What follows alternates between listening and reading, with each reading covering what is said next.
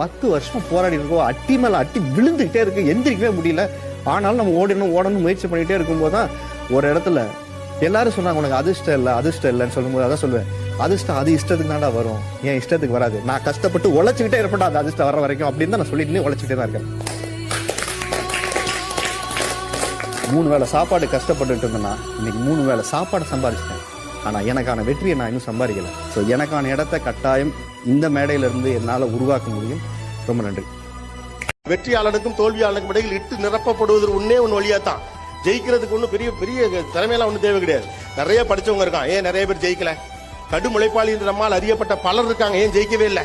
மிகப்பெரிய புத்திசாலி என்று நம்முடைய குடும்பத்தில் ஏதோ ஒருவர் இருக்கிறார், ஏன் ஜெயிக்கவே இல்லை?